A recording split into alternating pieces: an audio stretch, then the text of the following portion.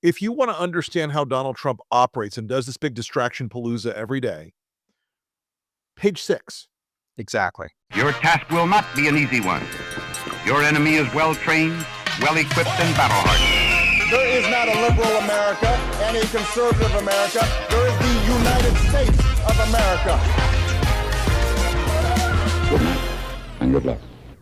Hey, folks, it's Rick. Welcome back to the Lincoln Project Podcast. I'm your host, as always. Glad you joined us today on the Lincoln Square Network, and we are so delighted to be joined today by the author of a tremendous new book called The Gods of New York by Jonathan Mahler. And he has written a profile of a time and a place in New York that has shaped our history more than we have thought. It's about the big players, the big game in New York City, and in some ways, how Donald Trump emerged from that big game and how it was covered at the time. So, Jonathan, tell us about Gods of New York. Talk to us about what led you to write this book, and walk us through some of the formative things that you know about our current president that you learned in reporting this. Yeah, sure. So this book actually kind of grew out of my work in 2016 on the 2016 presidential campaign. My day job is at the New York Times. I was working on the campaign. I wasn't following a specific candidate, but I was doing kind of deeper dives into the histories of some of the candidates because I'd written a previous book about New York, Ladies and Gentlemen, the Bronx is Burning, which is about New York in the 70s. I was kind of especially interested in the Trump origin story. Before he was a presidential candidate, and I've been saying for years, keep the oil, don't let them have the oil. Before he was a reality TV star, You're fired. Donald Trump was a New York tabloid fixture. All through the 1980s, Trump was busy building something new, and it wasn't a skyscraper. Billionaire developer Donald Trump has put his name on a New York City hotel, shopping center, and apartment buildings, as well as a casino in Atlantic City. And now he's going to put his name on a big piece of Eastern Airlines. Trump was creating a public persona, one that could be both funny and demeaning, arrogant and somehow in touch with the common man. I sort of love and hate him at the same time. I mean, I think he has, a monumental ego. He comes off as being very, what's the word I'm looking for? Arrogant? Yeah, he's arrogant. I like him. You do? Man's got it made, got everything. He often did this by picking fights. He said, I think Donald Trump is an artful liar. I think he is a greedy, vicious, and arrogant man. Well, I don't know, is that supposed to be a compliment or not? I'm not sure. Donald Trump in 1980s New York.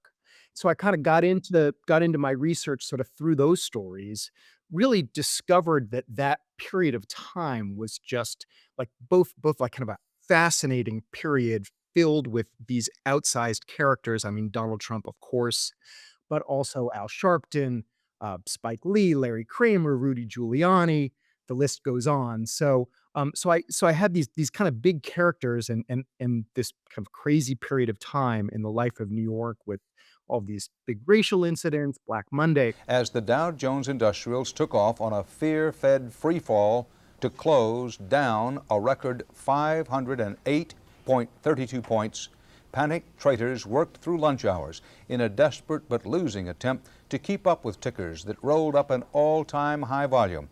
CBS News business correspondent Ray Brady looks at this devastating day for the market. They're calling it the Monday Massacre, the worst drop in Wall Street history.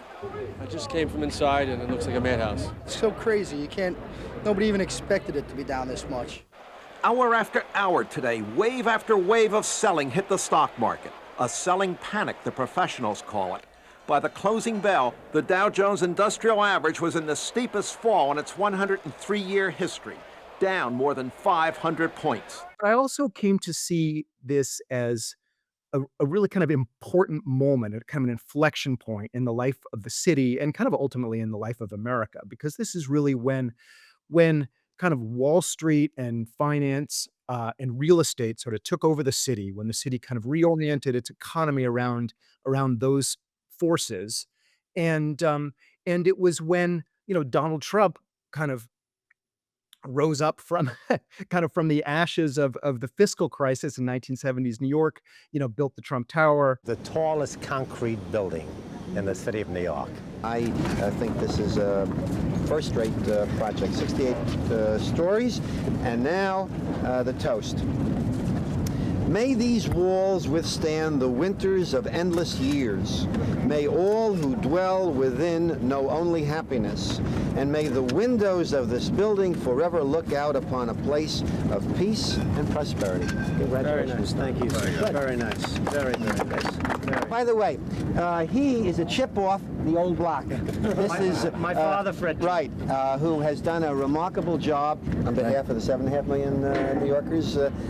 You're bringing in a lot of money into the city, and that helps us deliver services. And we congratulate Donald Trump today. Thank you very much, Troy. I appreciate it. We've employed 5,000 construction workers. There'll be many people employed in running the building, and I think it's a very important step for New York. I think it's a vital step for New York. Anytime. I think it's great. We're going to release 10,000 balloons, so have a good time. Humiliated Ed Koch every chance he got. He waged a years-long battle with New York City Mayor Ed Koch. I hope that New York City has a different mayor at some point, because I think Ed Koch is a total disaster. He's been a very bad mayor for the city. Ed Koch has been a disaster as a mayor. You know it, I know it, everybody knows it. I would say he's got no talent and only moderate intelligence. What Ed Koch has is nothing. The man has not got it. Ed Koch has been a lousy mayor. I believe he'll go down as probably in history the worst mayor in the history of the city of New York. And, you know, when I say that, it's hard for him to say, I really like Donald Trump. I want to make it very clear, I'm very biased. I don't like him. You know, I think that, you know, kind of maybe most important is, you know, people I think often consider The Apprentice to be the kind of origin story of Donald Trump, right? People think about that as where Donald Trump began. In January 2004, The Apprentice premiered. At first, Trump didn't realize what a phenomenon the show would be. The new reality TV series The Apprentice brings together 20 ambitious contestants hoping to survive in New York's corporate jungle. Donald Trump and Mark Burnett, good morning. Nice to see you guys. Hello, Katie. Why? I have absolutely no idea. But The Apprentice was a giant hit. You're fired! And when the season ended in April, Trump was ascending to new heights. At a bar in Chicago, the hometown of the new Apprentice, it sounded as loud as a Cubs victory party. The Apprentice portrayed Donald Trump in the most flattering possible light. As the host of the show, Trump came across like an able commander, a morally strong but fair leader, and a tycoon who couldn't fail. Doesn't You it? know, I've always got a lot of attention. This is getting a little ridiculous, and I Oh, had no please. idea it was You going to love do it. this. Come well. on. Katie, don't Don't get They started told me you with were going to me. be nice to me. I discovered doing my research that really this is the Donald Trump origin story. This was Donald Trump's crucible. And by this, I mean 1980s New York, in particular, the kind of tabloid culture. Oh, yes. Yes. This was the place where Donald Trump learned that if he could capture the public's attention and hold it, that was power, that publicity was power. And this is where he learned how to develop a storyline, right? That's what he did through the tabloids. So long before The Apprentice. Yeah. I mean, I've always said this to people for 10 years now, and you know, this is from my experience in New York. If you want to understand how Donald Trump operates and does this big distraction palooza every day, page 6. Exactly. Yep. The New York Post, Yep. 1970s and 80s. Yep. Donald Trump that's at the peak of his I'm the most eligible bachelor in New York game. That's the peak of the, unquestioned ability of Trump to spin a line of garbage about anything. I'm paying for this. I'm doing that. I'm restoring Central Park. Yeah. All the shit. You know, folks, I'm a guy who likes things that are made to last, that are built well, that are built with care, that are built with commitment, that are made by folks who really want their product to last and to mean something in your life. You know, I have a few weaknesses in that regard. I love a good pair of handmade shoes. I love a good watch. I also love Boll and Branch sheets. Now, before I even had a podcast, Renee and I were Boll and Branch fanatics. They're made with this amazingly long-lasting quality material that gets softer with time. They hold up amazingly. They're so comfortable. And for both of us who are hot sleepers, and when I tell you I'm a hot sleeper, I am a hot sleeper. These Boll and Branch sheets are so cool, and they keep you cool all night long. And I live in Florida, and believe me, we need it here. We're so happy with our Boll and Branch sheets that I'm really honored to recommend them to my friends and family. They're just so well made. You cannot imagine the quality level of these sheets. They are just terrific in every department. These Boll and Branch sheets feel amazing, not just because of the thread count, which is kind of a myth, but because of the actual thread they use. The material they use, the fabrics they use are so high quality. You'll know it the second you touch them, the second you have them on your bed. It's one of those intimate products you can buy in a weird way. It's something that you're going to sleep on every night. And believe me, we have several sets of Boll and Branch sheets. And again, this was before they became a sponsor of the show. We're real believers. We also love the waffle weave blanket, which is one of those things. It's warm and cool.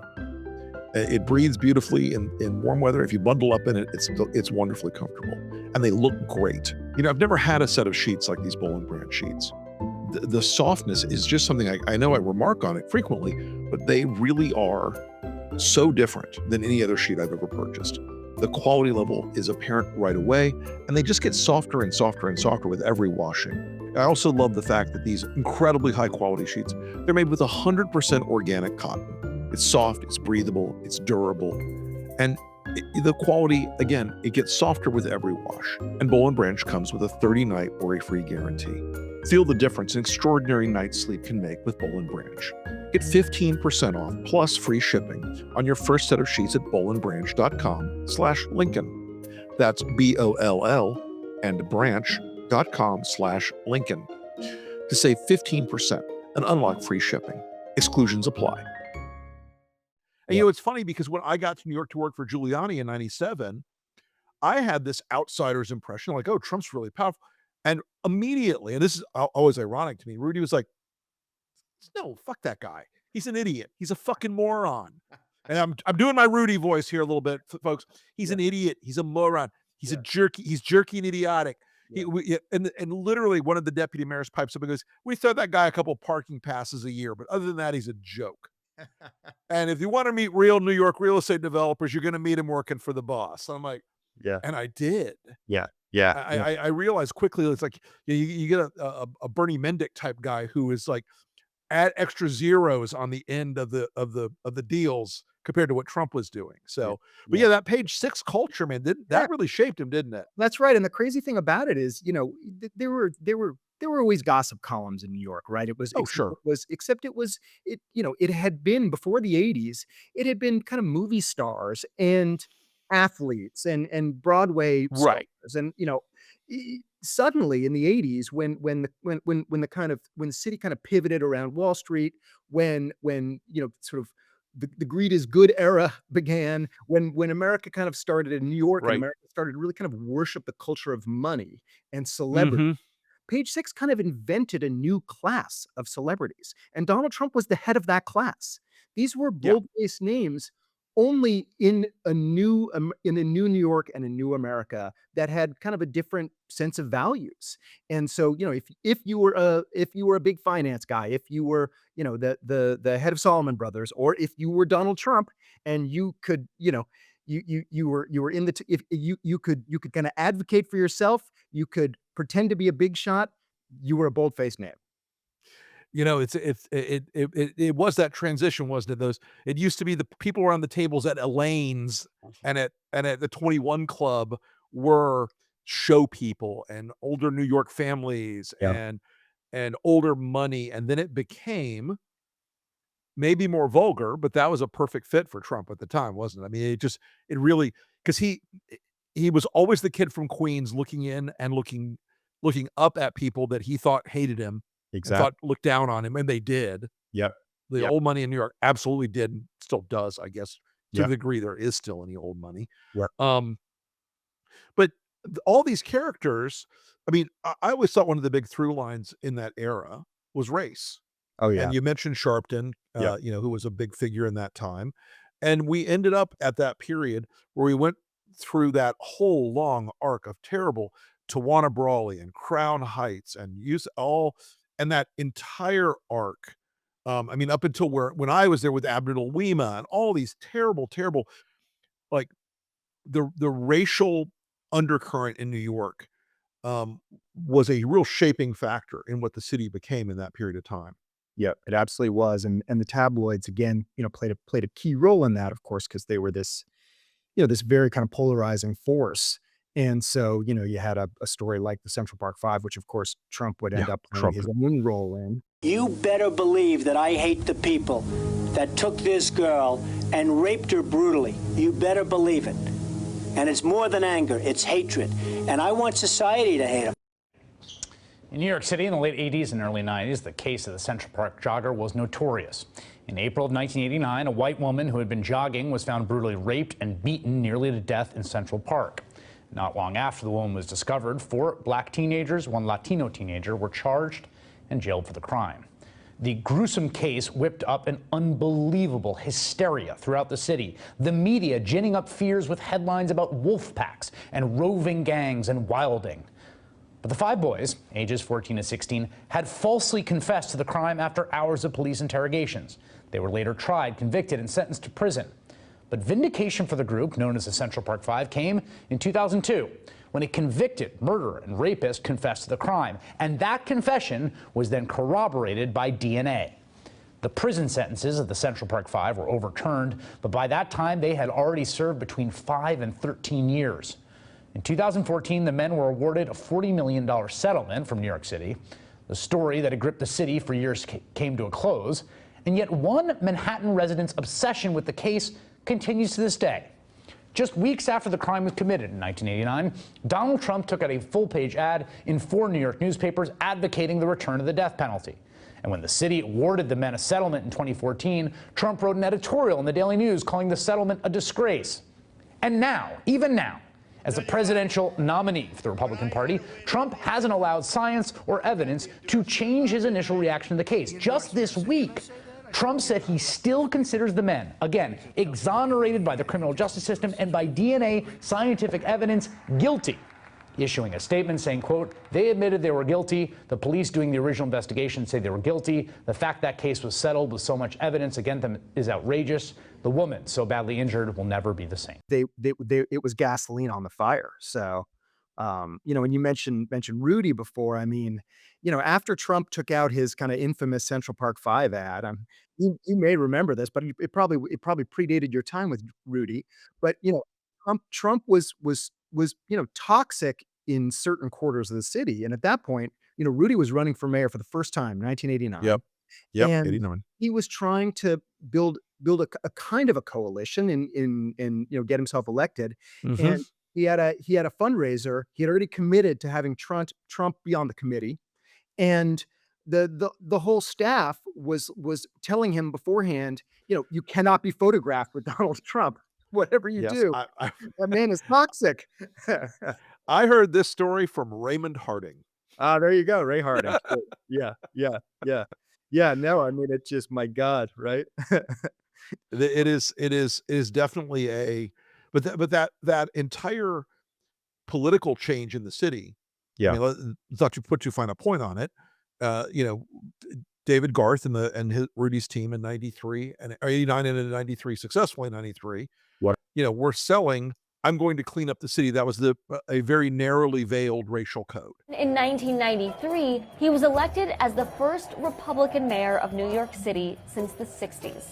I, Rudolph William Giuliani, Do solemnly swear. do solemnly swear Interestingly, some of his politics were pretty liberal. He supported gay rights, immigrant protections, gun control, and abortion rights. But the mayor was hyper-focused on cleaning up the city streets. He pursued petty offenses like graffiti and marijuana possession to bring down the crime rate. But some believe this strategy was racially biased. The violent crime rate did drop during Giuliani's tenure, but it already began declining under his predecessor. We're held together by law, and we're held together by respect for the law. Ailes went to work. Oh yes, Ailes, right. Ailes had this kind of infamous line right after he took over Rudy's campaign and they were preparing for the general election against Dinkins. He said, Rudy's going to get 1% of the black vote by accident. He was like, this is, we know where this is going. And then sure enough, Right. that's exactly where it went. He immediately went after Dinkins, for, dug up an old kind of tax, failure to pay taxes scandal that was, many, many years earlier. It was, crime and corruption, Rudy. It was, And when I got there, the city was on the uptick. You know, Yep. there'd been that sort of uh, economic turn. Rudy did a lot to encourage it, but he also was riding a national economic uplift at the moment that Yep. during the Clinton era. Yep. But it strikes me as interesting. One of the things I just thought about this in American political culture, most people have a half-life of about 15 years where Yep. they're a known character. Sharpton, Giuliani, Trump, so many of these people are still in our politics and our culture every day. It's incredible. I know. What do you think explains that? Yeah, well, I mean, I think a variety of things. One for sure is, they learned they learned how to use the media. They learned that the power that you can kind of accrue from keeping yourself in the public eye. And I think they also all, and it's you don't want to equate the three of those guys too much because they're very different characters, but they also share a sense of, well, shamelessness maybe is the best word for it. That if you don't, you don't apologize, you don't back down, you just keep going, right? If you act bulletproof, you are bulletproof. We did nothing wrong. I did nothing wrong, and everybody knows it. Do you owe John McCain an apology? No, not at all, actually. Why not say, maybe I went too far, poor choice of words, or even, I'm sorry? I don't have to say that. Look, I can never apologize, Howard. Yeah. I can never apologize for the truth. Is there anybody you'd like to apologize to right now yourself? No. I think they all learned that in 1980s New York in this period of time I'm writing about. And it turns out that is kind of the secret to political success, right? I mean, we Shamelessness is a superpower. Exactly. And so I think that's, I think this is where they learned it. I mean, they learned it in the kind of the tabloid culture of 1980s New York where you are getting ridiculed. I mean, Trump too was getting mocked. He was in Page Six, on a weekly, even daily basis. But he was, but he was also the target of ridicule at times too himself, and it just, didn't matter. It was all publicity. Spy magazine had more fun than the law allowed with Donald Trump during the 1980s. What if Donald Trump were to get his own Saturday morning cartoon show? Trump. Donald Trump. Donald Trump. He's the Trumpiest Donald Trump. Sails a yacht, really big. Builds a building even bigger. He's tops with his power finger. His power finger. Losers don't linger. This star's out his swinger. You're number one, Donald. And don't forget Trumpy too. Yeah. And folks, I'm dating myself a bit, but if you ever go back and read the Spy magazine archives of Donald Trump stories, they will first off seem very fresh to you because of how much he bullshits then and now, but they are also just so brutal. Yeah. Short-fingered vulgarian. Short-fingered vulgarian. Kurt Anderson, baby. And Yeah. Graydon Carter. The president has been unhappy with you for about 40 years. Yes, I was an early Canadian that he was angry with. Now he's angry with the entire country. 40 years. You did a profile of him before Vanity Fair, Yes. which you write about in the book. Before Spy, actually. Before Spy, Yes. Spy magazine, which was a whole other brilliant thing that you did. And you commented on his hands. Well, I spent 3 weeks with him. It was his first national exposure, and so he let me hang around with him. And I wrote that his cufflinks were too large and his hands were too small, and that drove him crazy. And then when we went to Spy, we had sort of funny epithets for people. And he was always a short-fingered vulgarian. A short-fingered vulgarian. Short-fingered vulgarian, which slightly drove him crazy over the years. Yes. So. And yet, the hand thing, which ended up being in part of the presidential debate, he actually, before I think he was running for president, he actually has not forgotten that and sent you a note with a photograph, didn't he? We tried to be friends for a period, and that didn't work out. And on probably the summer before he announced, he sent me a note with a 20-year-old, 25-year-old ad for the Art of the Deal, and has a photograph of him, and he circles his hand in gold Sharpie, says, "See, quite large," and then I stapled a card to it and sent it and said, actually quite small, and had it hand delivered right back to You his did office. not. I did. Talk to us a little bit about some of the other stories in this book about how New York was changing at that time. The AIDS crisis was an enormous Yeah. overlay in Yeah. the early and mid 80s in New York. Talk to us about some of the stories that you profile of folks that were involved in that Yeah. horrible moment. Yeah, yeah. So I cover these years, which are 1986 to 1990. So the beginning of the story, AIDS is already kind of on the scene. It's already kind of begun its rampage through the city, and particularly through the gay population. But it's in at this point it's starting to tip also into the black population, to the homeless population, and along comes in 1987 a character named Larry Kramer. He fought for bold action against HIV and for gay rights in the 1980s and 90s. Jeffrey Brown looks at his life. Have you told the mayor there's an epidemic going on? Says who? The government. Which government? What, our government? An epidemic. In The Normal Heart, his 1985 play and later an HBO film, Larry Kramer wrote of love, agony, and anger in the early years of AIDS. It was the subject of much of his work as writer and activist. Act up! Fight back! Fair pricing now! He was a founder of the Gay Men's Health Crisis, and later the group ACT UP, whose public confrontations demanded attention and urgent action to address the growing AIDS crisis. Plague! 40 million infected people is a plague! We are in the worst shape we have ever been in. He was passionate, often loud, but he was heard, including when he took on then prominent AIDS researcher Dr. Anthony Fauci. Kramer labeled Fauci an incompetent idiot. The two would later come to mutual respect and even friendship. Today, Fauci, one of the leaders of the White House Coronavirus Task Force, spoke to Judy about Kramer. I'm very sad that we've lost him. He is just an extraordinary man. He changed totally by his extraordinary iconoclastic and theatrical ways of doing things. He changed the relationship between the afflicted community with a given disease and the scientific and regulatory community that has such a great impact on them.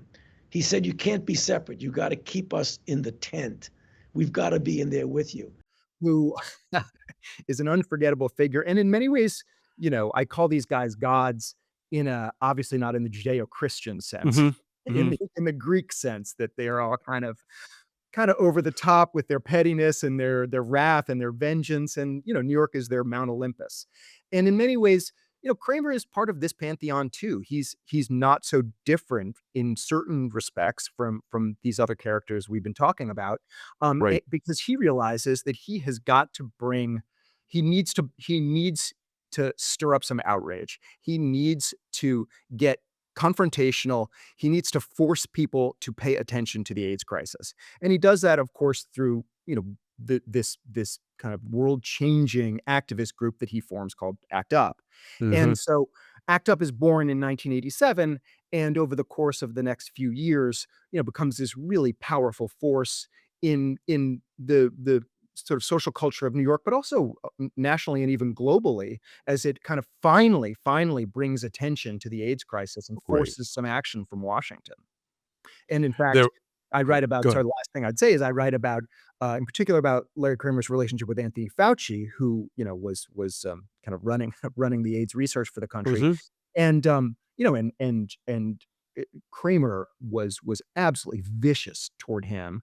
But Yeah. ultimately, Fauci kind of recognized that Kramer was more right than he was wrong, that the government did need to sort of change, did need to kind of light a fire under their AIDS research.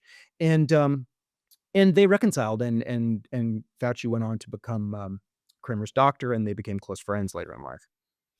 I did not know that. That's fascinating. Yeah. So, the city was changing so radically at that moment, and it is the money, but in some ways, I also wonder if as you wrote this, that that it was some of the it's like the death of the old neighborhood system in New York, some of that collapse of the old, because when I lived in New York, I had an apartment on 81st between 1st and 2nd up in Yorkville, right? And I still could see like the the memories of the German and the Hungarian neighborhoods that were around there, but that was, kind of fading away.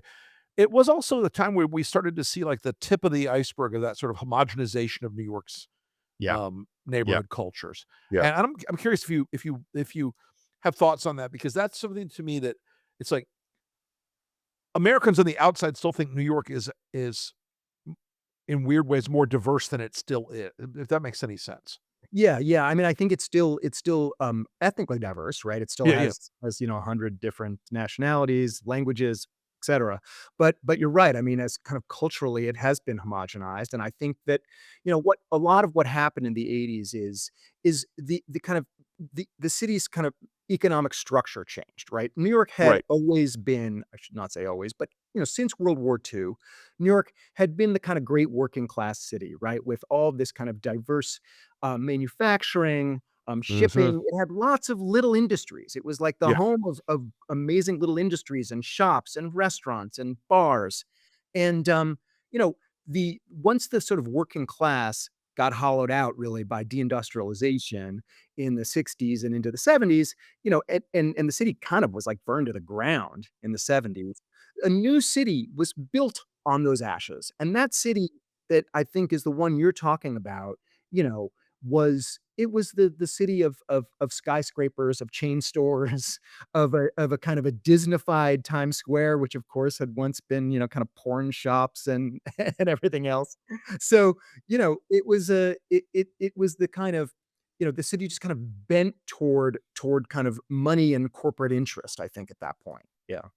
Yeah, the it is that the Lululemon effect wasn't Exactly. that wasn't around then, but it certainly is striking now. You walk down, Madison Avenue, and it just looks like Yeah. every other high-end place you go. It's Aspen, or it's Santa Barbara, or Yes. whatever. Yeah. It doesn't feel like the older city is as present as it once was. I mean, I guess you could still get that out in the boroughs, but it's not More the so, but even same the thing. boroughs are going through that same transformation. Yeah, yeah. Yeah. I mean, Brooklyn certainly. Yeah. Um, when you were writing this, did you see some of the previews of the MAGA culture that was gonna emerge? And, because I always look back at Staten Island and I think, "God To damn, that was MAGA 1.0 and nobody saw it coming, not even me." Totally. Yeah. No, no. I mean, that and I have to say, Trump sort of did. I mean, if you think about that Central Park 5 ad, Sure. calling for the death penalty for these 5 black kids who had not even been tried yet. Right. And and at the same time kind of indicting Koch for his failure to keep the city safe because of one, kind of random crime. Um, you could see that he was catering to a very particular audience, to what would, this Oh, at the yes. time he was like not a political figure at all. Mm-mm. But that was that was his base. I mean, was what would become his base. And you see that play out in all these racial incidents in the city too. When Sharpton bring brings black protesters into white neighborhoods, and they are Mhm. shouted down with the ugliest racial epithets you can possibly imagine. Oh, yeah. What you're Jones seeing Beach, there Crown Heights, all those. exactly. What you're seeing there is like a kind of a resentment toward how the city has changed, toward a feeling that New York used to be better. Used to be, that there were jobs for us, without those like non-college educated New Yorkers. There Right, was right. there was the streets were safer. I mean, at least that's the kind of the mythos, right? And you can see it all happening right there in 1980s New York. I mean, you can see Trump was fully aware of it. I mean, that's and look, those are his politics today. It's almost like they're so kind of retro. It's like it's almost hard to believe, right? It is that, somebody else explained this to me one time, that it's like, do not forget that Trump is a guy from Queens, Yes. Yeah. where it used to be like, keep the white in Whitestone, sort of Totally. that part of Queens, Totally. And he that grew up in this very in particular, this real true white enclave in oh, Queens, yeah. even as Queens was itself becoming the new kind of immigrant borough in New York Right. over the course of the 80s. They were in their own little enclave, this sealed off enclave that was, Yep. Yep. So that is all very that's who he is. That's the essence of his identity. And, remember that he and his father would not rent apartments to black Too black, people. I right? mean, that's his DNA.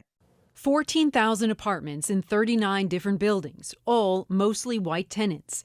That is until the Department of Justice took notice in 1973 and slammed Donald Trump and his father Fred Trump with a lawsuit.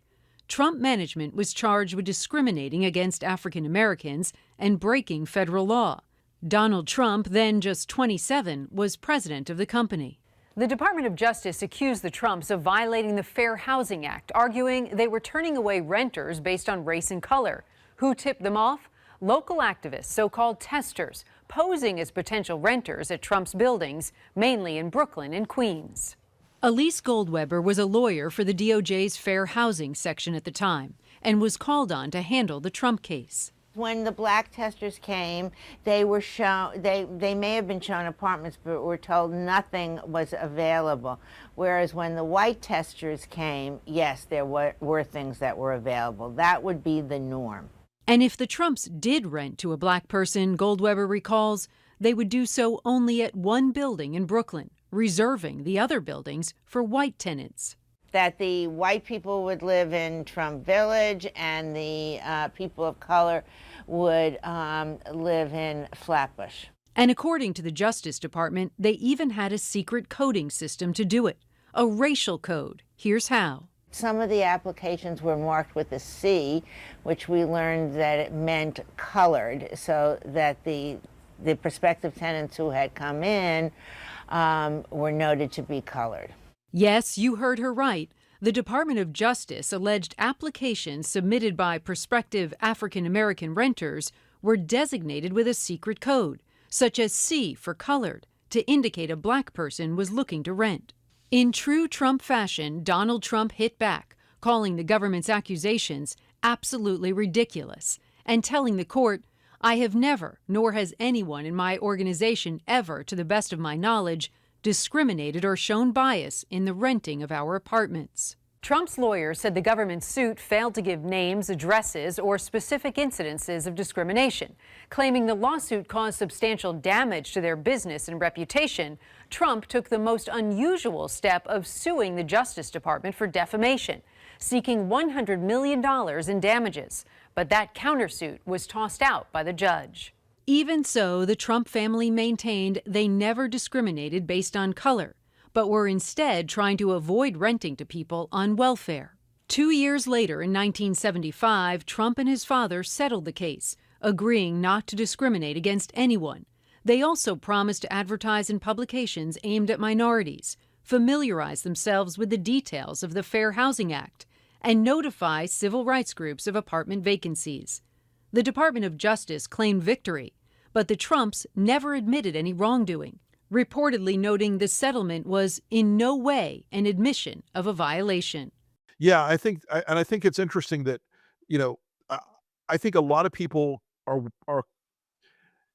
they look at Trump, they go, "Oh, he's from New York. He's got to be more sophisticated than that. He's got to be more empathetic than he's got to be more." And I'm like, no, no, Yeah. that's not where he's from. That's He right. may live in a golden tower in Midtown, but or near Central Park, but he is from what basically was as white as a affluent Birmingham, Alabama suburb in New York, and it shaped him. I think Fred was a pretty bad guy in terms of that stuff as well. So, I think Absolutely. he learned. I think part of what Trump came to do was associate using the word luxury with using the word white. This will be these are luxury apartments. They won't be here. That's Um, right. That's great. right out of Fred's playbook. Yeah. Um, Yeah.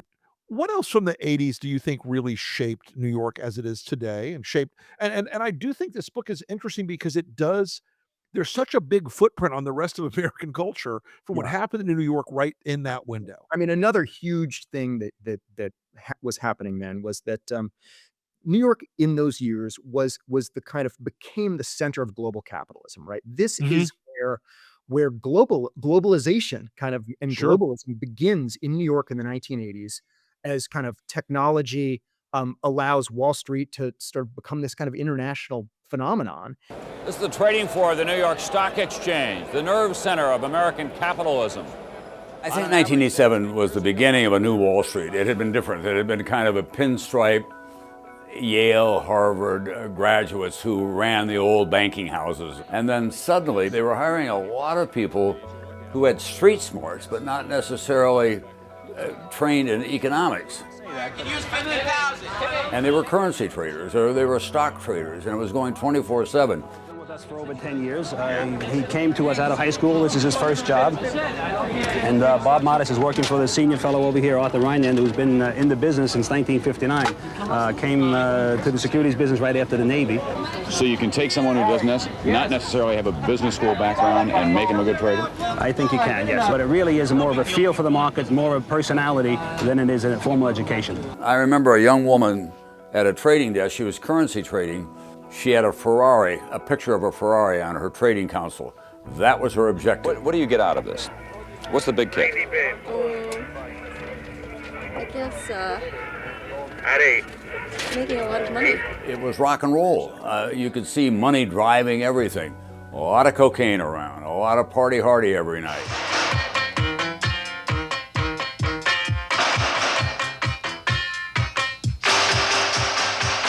The old guard, it took them years and years, and new people on Wall Street, they want to do it in 2 days.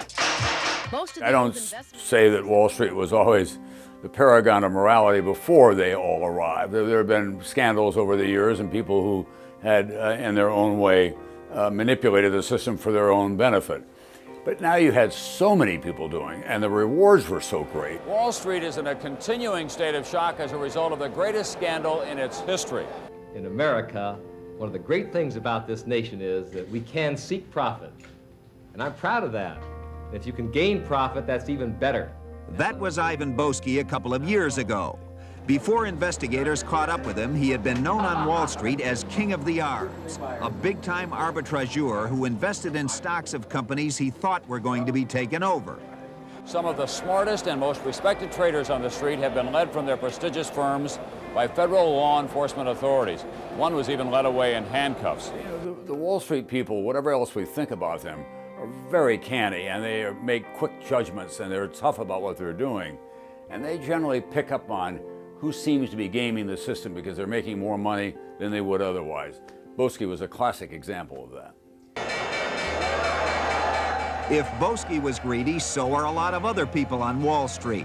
Since 1984, there have been more than 48 cases of insider trading, many involving the financial community, brought by New York's U.S. Attorney Rudolph Giuliani. I can't say that I saw it coming, but it was what started then that led to the collapse of Bear Stearns, led to the collapse of Lehman Brothers. And now we see in the course of the last 30-some years how it has changed Wall Street. Great wealth has been accumulated by many of these young people who became hedge fund traders and other things. But in too many instances, they parked their moral compass at the door. So you see, so that is sort of critical. And then again, the sort of backlash you see against that in the outer boroughs is like a microcosm of what we have seen in our nation over the last decade. This idea of like the globalized economy. There are no jobs for the working class. It's a system that favors the elites, the wealthy, and others are left out and become resentful.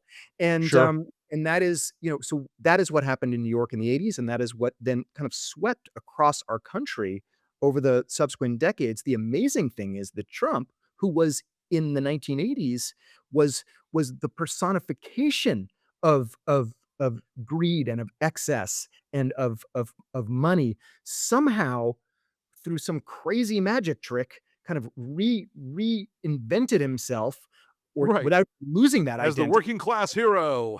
as the voice of all the people who felt left out of this transformation. So you see that transformation first in New York in the 1980s. All the seeds of it are there, and then it just rolls across the country. I think it's like the misconception about Trump and the Apprentice. I think there's a misconception that America, that it was NAFTA and deregulation under Clinton, et cetera, that kind of that started the sort of the backlash against globalization. I think you can go back further to 1980s New York to see like its real roots. I think that is the most fascinating part of this book is that particular case that New York in that moment shaped our culture. And it's hard to say that it shaped our culture at other times, certainly other times, but this seems so consequential and that long-running knock-on effect almost 45 years later. Yeah. Yeah. Which makes me feel old as shit. No, it is crazy. It's the knock-on effect and the same cast of characters. It's like that. Yeah. Yeah. It is quite something. Well, it's a tremendous book, folks. Jonathan Mahler's The Gods of New York, absolutely a banger. And it is such a window into how a culture shaped and continues to shape our politics right now. Thanks so much, everybody, for tuning into the Lincoln Project podcast today. Jonathan, tell folks where they can find you online and tell them about your day job where they can read your other stuff. Yeah. So my day job is at the New York Times. I'm a writer for the New York Times Sunday magazine. And, you can buy The Gods of New York anywhere. You can buy it at your local bookstore. You can buy it on Amazon. You can also follow me on Twitter or on Instagram. But most importantly, go out and buy the book. It's great. Go buy the book, folks. It's a good one. It's a banger. So, hey, Jonathan, thanks so much for coming on today. Really appreciate you, man. Thanks for having me, Rick. I really appreciate it.